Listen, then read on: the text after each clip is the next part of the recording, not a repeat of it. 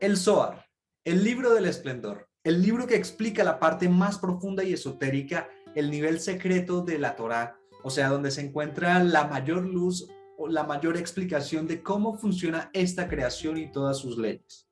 Este libro estuvo a disposición de las personas para que lo pudiesen estudiar a partir del año 1276 de la era común, o sea, después de Cristo. Pero aquí llega una curiosidad y era cómo hacían las personas antes del Zohar, antes de que tuvieran acceso al Zohar para estudiar Kabbalah, para poder tener acceso a los niveles más profundos de conocimiento, para poder acceder a los secretos más poderosos de esta creación. ¿Cómo hacían ellos?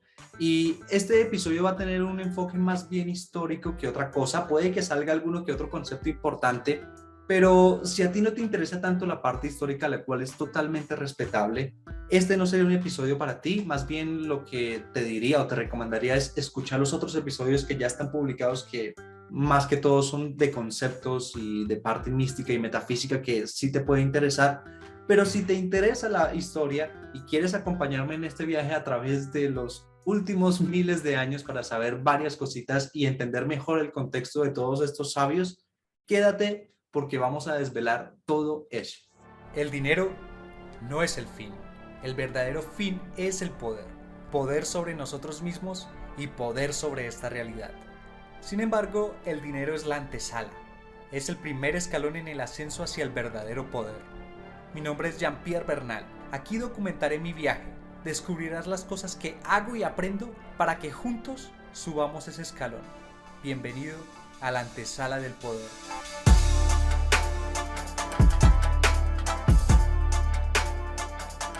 Bueno. Bienvenido, bienvenida, poderoso, poderosa a este episodio número 280. Momento en que se publica este episodio es el día jueves 30 de junio del año 2022. Y como formulamos la pregunta al principio, ¿cómo hacían las personas antes del Zohar para poder acceder a los conocimientos más profundos de esta creación? También, como te decía al principio, este es un episodio más bien histórico, entonces vamos a entender varias cosas que pasaban en ese entonces. Entendamos que hay dos personas a las cuales se les atribuye la escritura del Zohar. Primero está Rabbi Shimon Bar Yochai, que fue este gran sabio, este gran tzadik, que en su muerte, en su día de muerte, que fue un día 33 del conteo del Omer, fue que se reveló el Zohar, y por eso ese día que normalmente era de gran juicio y de gran negatividad pasó a ser un día llenísimo de luz. Y normalmente lo que se hace en Israel es que ese día en la noche se prende una inmensa fogata y se hace un asado y la gente empieza a compartir. La mayoría de las personas no saben por qué es eso y cuál es el sentido detrás de eso. Las personas que sí lo entienden, es una noche para quedarse toda la noche despierto estudiando Zohar. Pero también se le atribuye a un cabalista muy importante de España, o en la época de España medieval, del cual ya vamos a hablar más adelante. Se le atribuye a estas dos personas. Lo que yo te puedo decir de mis perspectivas y de lo que he estudiado es que Rabbi Shimon es el autor intelectual, la primera persona que lo precipitó, pero él no lo escribió. O sea, él precipitó el conocimiento, pero otra persona lo escribió. Es como si él tuviese un ghostwriter, esos escritores que uno contrata para que le escriban las cosas que uno les va diciendo y los conceptos y demás. Bueno, algo así. Él tenía un alumno entre sus varios alumnos que se llamaba Rababa. Él era un escriba, él era el único escriba entre sus alumnos, entonces fue el encargado de escribir todo el Zohar, o sea, todo el conocimiento y los preceptos que venía Rabbi Shimon Bar Yochai precipitando. Y en el año 76, que fue con la muerte de Rabbi Shimon, ese mismo día fue que se reveló el Zohar. Pero el Zohar, si bien se reveló ese día, no estuvo a disposición de las demás personas del mundo fuera de sus alumnos y de las personas que estuvieron en ese momento con Rabbi Shimon, sino hasta 1200 años después, porque este mismo escriba, Rababa, escribió que el Zohar iba a estar oculto por 1200 años. El Zohar fue escrito en un pergamino y ese pergamino duró enterrado durante 1200 años, entonces era normal de que después de 1200 años, cuando lo encontraron, estaba algunas partes borrosas, algunas partes dañadas, en fin. El hecho es que no estaba tan intacto, pero aún así se logró conservar muy bien a pesar de durar tanto tiempo enterrado, tanto tiempo escondido. La zona en la que fue enterrado este pergamino fue en el norte de Israel. Y para ese momento, en los años 1200, no vivía nadie en ese lugar del mundo porque no había cosechas, la verdad era un sitio muy árido y desértico, no crecía nada, entonces no había forma en que alguien pudiese vivir. De todas formas, por los años 1200, muchos rabinos importantes de Europa, de distintos lugares de Europa, habían tratado de volver a Israel, porque pues la idea era que el pueblo de Israel volviese a Israel, y estos tipos querían ver cuándo era propicio volver, cuándo se podría volver, e iban sobre todo al norte, pero como te dije, esa parte estaba árida, no crecía nada, no había comida, pues no se podía vivir, entonces era inviable y lo tomaban como una señal de que todavía no era el tiempo de regresar. Sin embargo, pues muchos hicieron ese viaje para ver cuándo era el tiempo de volver a Israel. La mayoría de estos rabinos que venían de Europa venían de España. La mayoría de ellos venían de España, los otros también venían de otras partes de Europa, pero la mayoría de rabinos venían de España porque entre los años 600 y los años 1200, los mejores cabalistas que existieron estaban en lo que hoy en día conocemos como España.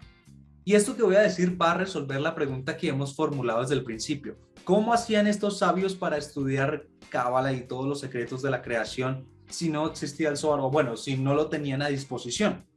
Pues estos grandes cabalistas españoles entre el año 600 y el año 1200 para estudiar Cábala tenían que precipitarla de manera espontánea. ¿Cómo así?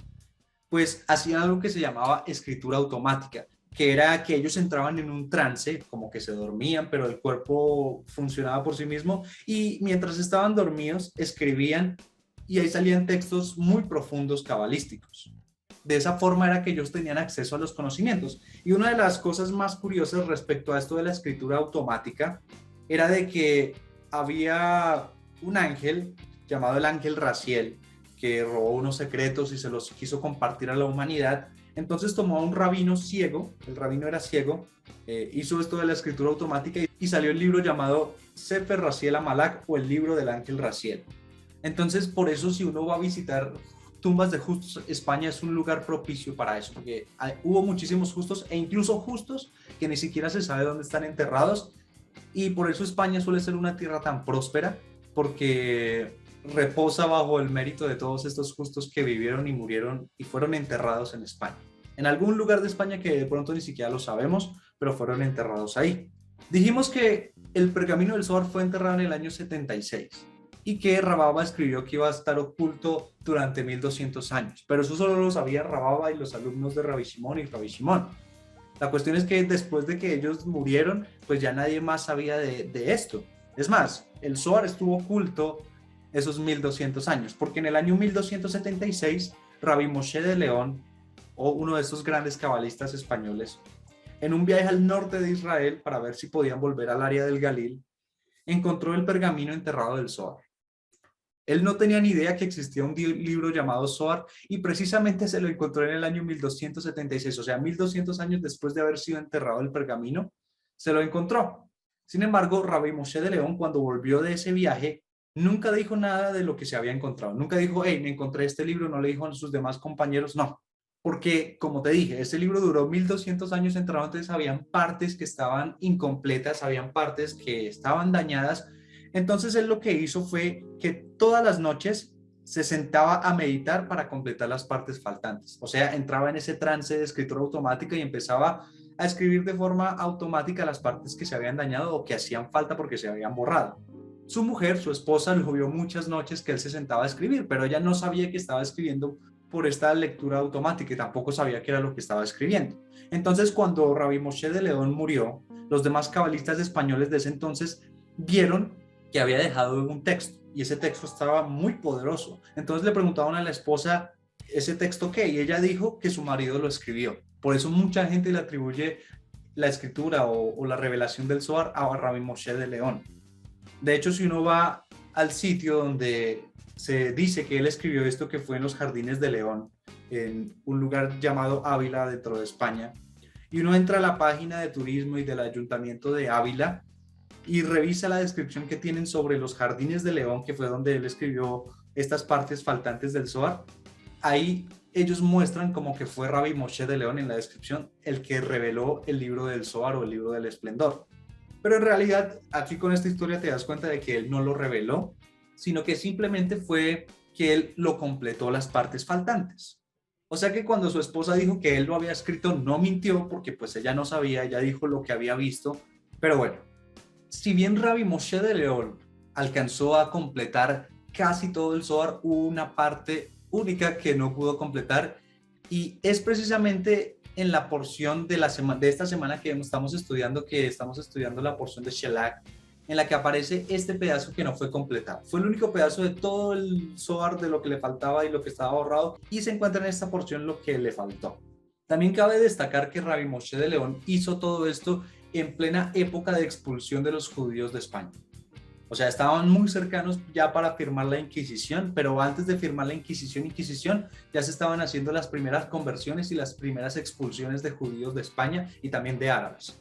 ¿Por qué? Pues la Iglesia Católica era casada con la monarquía española, entonces pues la monarquía, como estaba tan creyente del cristianismo, seguía lo que decía el catolicismo, y pues los árabes y los judíos, digamos que serían herejías, entre comillas, para lo que era el catolicismo de esa época. Pero bueno, esa es otra historia. Ya para concluir nuestro episodio, quiero contarte ese pedazo faltante, qué era lo que decía o qué es lo que dice, simplemente por curiosidad. Y es que esta parte del Zohar empieza diciendo que algunos de los alumnos de Rabbi Shimon, no se sabe ni cuántos ni quiénes eran, tuvieron un sueño o bueno, que se quedaron dormidos porque estaban en un viaje. Entonces aparecieron en un jardín y escucharon una voz, y cuando despertaron, el designado, que es una persona que así la designa el Zohar, le pone el designado pero no dice quién es ni cómo se llama ni nada, les preguntó a estos alumnos que si habían escuchado algo mientras estaban dormidos en ese sueño.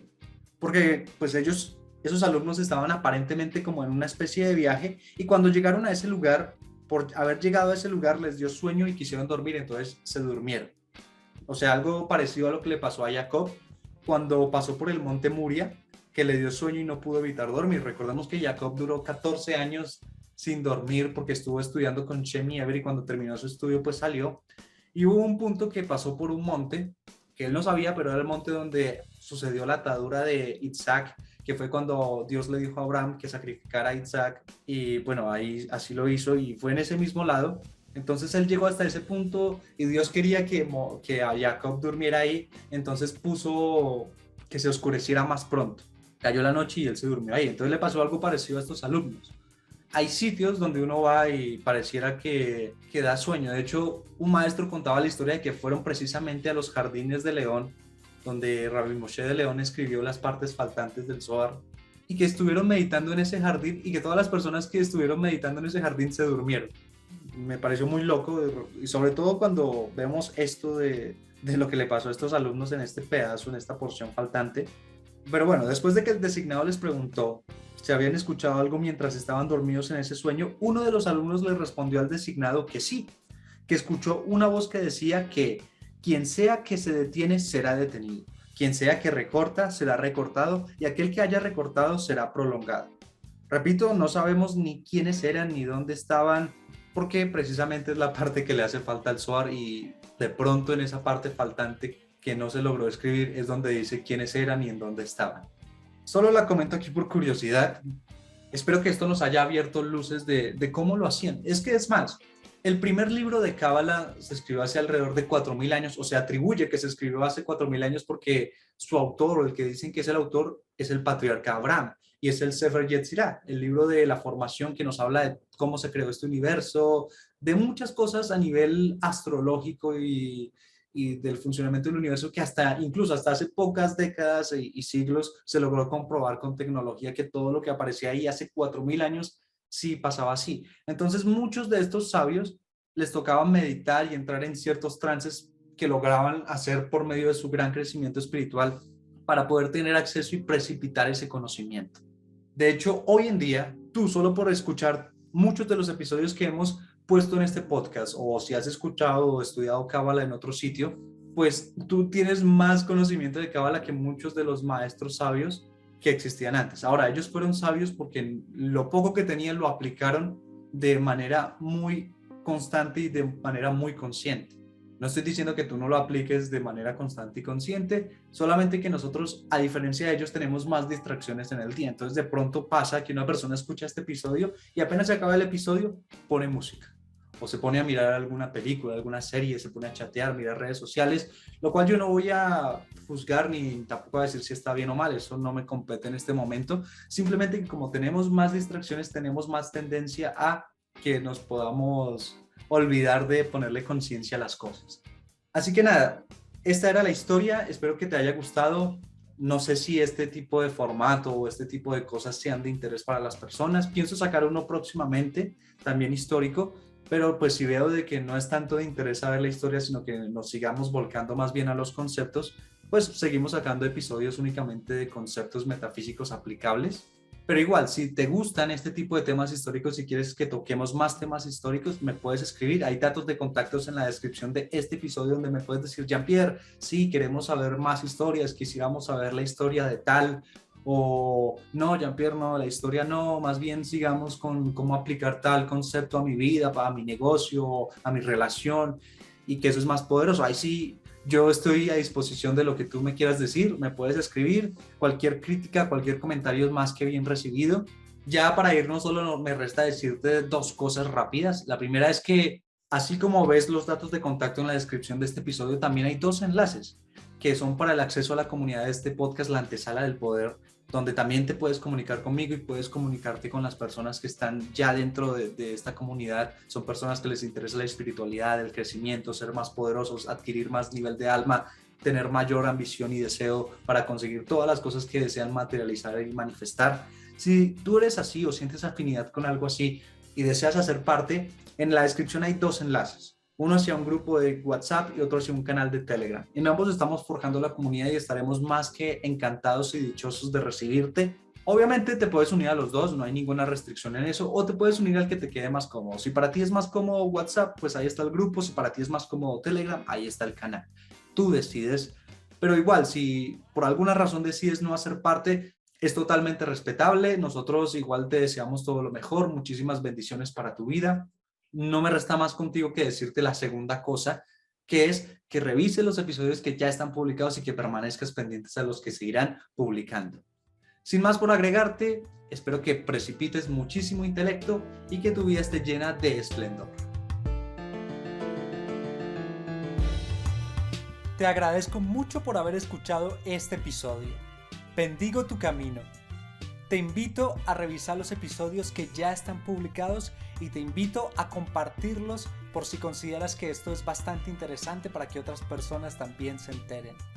En la descripción de este episodio vas a encontrar enlaces para la comunidad del podcast, así puedes hacer parte de ella, y también enlaces con los cuales puedes contactarme, ya sea que tengas una propuesta, un negocio o lo que sea.